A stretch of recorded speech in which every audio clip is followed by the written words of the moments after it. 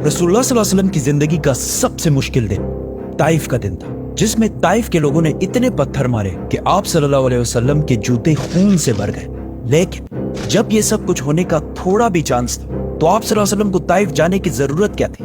ये मुसलमानों की तारीख के सबसे बड़े दिन हिजरत की कहानी है। इस्लाम के पहले दिनों में मक्का में मुसलमानों पर बहुत सख्त जुल्म हो रहा था, लेकिन इस सब के बावजूद रसूलुल्लाह सल्लल्लाहु अलैहि वसल्लम सारों को बार बार कहते थे कि बहुत जल्द पूरा अरब मुसलमानों के ताबे होगा और रोमन और पर्शियन एम्पायर्स पर मुसलमानों की हुकूमत होगी, जिस पर मक्का वाले उनका बहुत मजाक उड़ाते और भी ज्यादा जुल्म करते। लेकिन ये सब रसूलुल्लाह सल्लल्लाहु अलैहि वसल्लम का कुछ भी नहीं बिगाड़ सकते, क्योंकि मक्का के दो बहुत स्ट्रांग लोग हमेशा रसूलुल्लाह सल्लल्लाहु अलैहि वसल्लम को सपोर्ट करते थे। अबू तालिब आप सल्लल्लाहु अलैहि वसल्लम के चचा और खदीजा आप सल्लल्लाहु अलैहि वसल्लम की जोजा। आखिर मक्का वालों ने तंग आकर रसूलुल्लाह सल्लल्लाहु अलैहि वसल्लम के पूरे खानदान बनु हाशिम का बाइकॉट करने का इरादा किया कि ना इनसे कोई कुछ खरीदेगा, ना कुछ बेचेगा और ना इनसे कोई रिश्ते बनाएगा, जिससे रसूलुल्लाह सल्लल्लाहु अलैहि वसल्लम का पूरा खानदान मक्का के साइड में शाब अबी तालिब में रहने पर मजबूर हुआ। यह बाइकॉट बनु हाशिम के मुसलमानों से नहीं था, बल्कि पूरे खानदान से था, जिसमें मुसलमान काफिर सारे थे सिवाय एक शख्स के, अबू लहब। और ये बाइकॉट इतना सख्त था कि 3 साल तक रसूलुल्लाह सल्लल्लाहु अलैहि वसल्लम और उनके पूरे खानदान ने खाने की जगह पत्ते और चमड़ा भी खाया, क्योंकि मक्का पूरा डेजर्ट है। यहाँ पे जितने भी खुराक की चीजें हैं वो बाहर से इंपोर्ट की जाती। और जैसे ही कोई काफिला मक्का पहुंचता था, मक्का के सारे बाकी कबीले पूरा खुराक का सामान खरीद लेते थे और फिर बनु हाशिम को उसमें से एक चीज भी लेने नहीं देते थे। आखिर मक्का वालों ने यह बाइकॉट खत्म कर दिया, लेकिन इसकी वजह से आप सल्लल्लाहु अलैहि वसल्लम के दो सबसे बड़े सपोर्टर्स अबू तालिब और खदीजा रज़ियल्लाहु ताला अन्हा दुनिया से चल बसे। तो अब रसूलुल्लाह सल्लल्लाहु अलैहि वसल्लम को मक्का में प्रोटेक्ट करने वाला कोई भी नहीं रहा, और अबू तालिब के वफात के बाद बनु हाशिम का नया सरदार अबू लहब बना, जो रसूलुल्लाह सल्लल्लाहु अलैहि वसल्लम का चचा होने के बावजूद मक्का में आप सल्लल्लाहु अलैहि वसल्लम के सबसे बड़े दुश्मन थे। अबू लहब ने सरदार बनते ही आप सल्लल्लाहु अलैहि वसल्लम की मक्का की सिटीजनशिप खत्म कर दी। तो अब रसूलुल्लाह सल्लल्लाहु अलैहि वसल्लम मक्का में बिल्कुल भी सेफ नहीं रहे। लेकिन अल्लाह की तरफ से वही हुक्म था कि इस्लाम को हर तरफ फैलाना है, और कुरान में भी बार बार आप सल्लल्लाहु अलैहि वसल्लम को मूसा अलैहिस्सलाम और इब्राहीम अलैहिस्सलाम के स्टोरीज से मोटिवेट किया जा रहा था। आखिर नबूवत के 10 साल बाद आप सल्लल्लाहु अलैहि वसल्लम ने डिसाइड किया कि वो अब मक्का से बाहर जाकर इस्लाम की दावत देंगे, और ज़ैद बिन हारिसा के साथ ऑलमोस्ट 100 किलोमीटर का रास्ता बिल्कुल पैदल तय किया। वहां आप सल्लल्लाहु अलैहि वसल्लम ताइफ के सारे बड़ों से मिले और उन सबको इस्लाम की दावत दी, लेकिन किसी ने भी उनकी बात नहीं मानी, और सब ने कहा कि आज के बाद ताइफ कभी वापस नहीं आना। ताइफ में 10 दिन गुजारने के बाद जब कोई प्रोग्रेस नजर नहीं आई तो रसूलुल्लाह सल्लल्लाहु अलैहि वसल्लम मक्का की तरफ वापस रवाना हुए।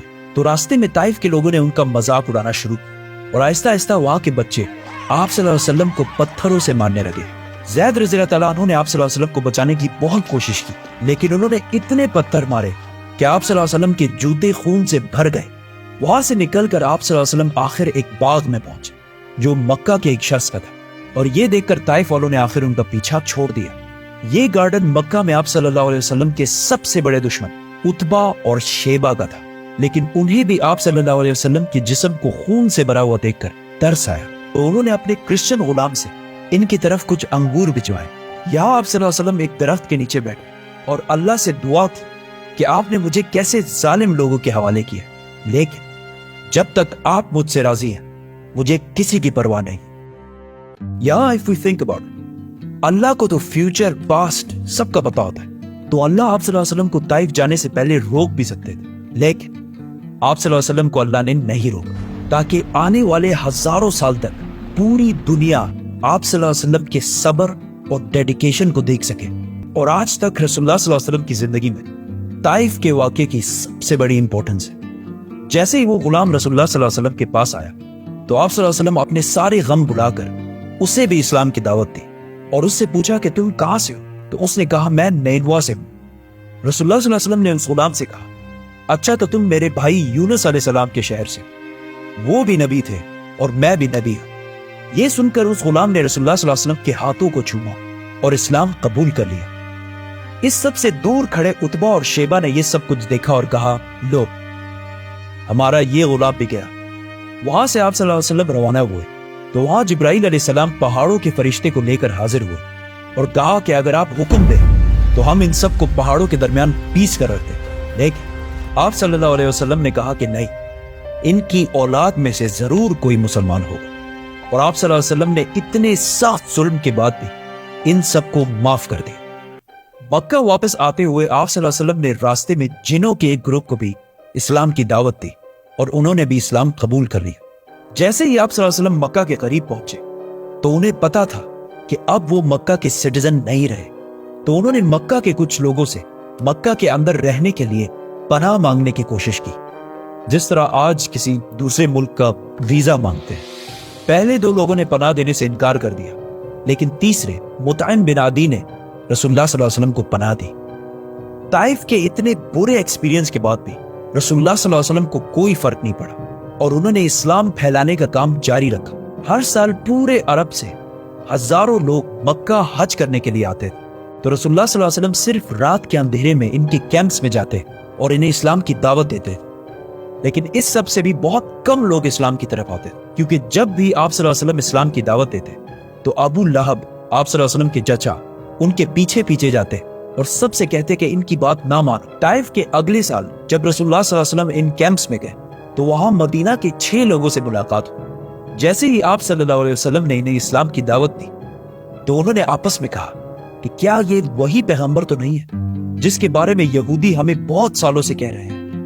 اب یہ کسی کو پتا نہیں تھا, پچھلے 1000 سال سے اللہ یہودیوں کے ذریعے مدینہ والوں کے دماغوں کو ٹرین کر رہا تھا کہ بہت جلد مدینہ میں ایک پیغمبر آنے والے ہیں.